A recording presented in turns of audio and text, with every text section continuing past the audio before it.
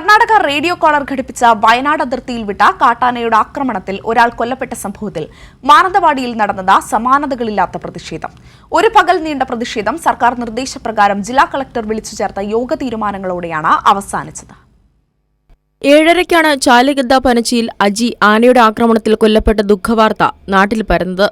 കർണാടക വനംവകുപ്പ് ഹാസനിൽ നിന്ന് പിടികൂടി റേഡിയോ കോളർ ഘടിപ്പിച്ചുവിട്ട് കാട്ടാനയാണ് വയനാട് അതിർത്തി പിന്നിട്ടെത്തിയത്.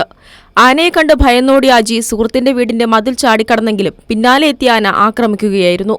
മാനന്തവാടി ആശുപത്രിയിൽ എത്തിച്ചെങ്കിലും രക്ഷിക്കാനായില്ല. തുടർന്ന് നടന്നത് മാനന്തവാടി ഇതുവരെ കാണാത്ത പ്രതിഷേധം. ജില്ലാ കളക്ടറെയും ജില്ലാ പോലീസ് മേധാവിയെയും നാട്ടുകാർ തടഞ്ഞു. മൃതദേഹവുമായി നാട്ടുകാർ റോഡിലേക്കും കളക്ടർ യോഗം വിളിച്ച സബ് കളക്ടർ ഓഫീസിലേക്കും എത്തി. നഗരം സ്തംഭിച്ചു. മണിക്കൂറുകൾ ഗതാഗതം സ്തംഭിച്ചു.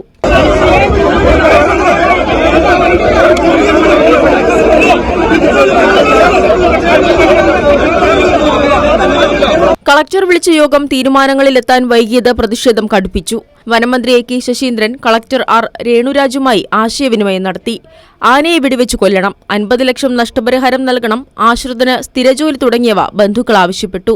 10 ലക്ഷം രൂപ തിങ്കളാഴ്ച നൽകാനും ബാക്കി തുകയ്ക്ക് അനുകൂല ശുപാർശ നൽകാനും സ്ഥിരജോലിയും കടബാധ്യത നീക്കാൻ ഇടപെടലും യോഗം ഉറപ്പു നൽകി. പരിഹാരം കൊടുക്കാനും അവരുടെ കുടുംബത്തിനൊരു ജോലി നൽകാനുള്ള കാര്യത്തിൽ വനംവകുപ്പിന് ഉറപ്പ് കൊടുക്കാൻ കഴിയുന്നതാണ്. അതുപോലെ മറ്റെന്തെങ്കിലും ചെയ്യാനുണ്ടെങ്കിൽ ആ കാര്യങ്ങളിൽ പൊതു ധാരണയിലെത്താൻ ശ്രമിച്ചാൽ അത് എങ്ങനെയാണ് വേണ്ടതെന്ന് ആലോചിക്കാമെന്ന ഒരു മെസ്സേജാണ് ഞാൻ ചർച്ചയ്ക്ക് പോയവർക്ക് കൊടുത്തിട്ടുള്ളത്. അവരത് കഴിഞ്ഞ ഉടനെ തിരിച്ചു വിളിക്കുമെന്നാണ് പറഞ്ഞിട്ടുള്ളത്. ആനയെ മയക്കുവെടി വെച്ച് മുത്തങ്ങയിലേക്ക് മാറ്റാനും ഉത്തരവിറങ്ങി. മണിക്കൂറുകൾ നീണ്ട പ്രതിഷേധം അങ്ങനെ അവസാനിച്ചു. പോസ്റ്റ്മോർട്ടം നടപടി പൂർത്തീകരിച്ച് നാളെ പടമല പള്ളിയിൽ അജിയുടെ പൊതുദർശനം നടക്കും. അതേസമയം ആനയെ മയക്കുവെടി വെക്കാനുള്ള ശ്രമങ്ങൾ നാളെയും തുടരും. വൈകിട്ടോടെ ഇന്നത്തെ ദൌത്യം ഫലം കാണാതെ അവസാനിപ്പിച്ചിരുന്നു. കൈരളി ന്യൂസ്, വയനാട്.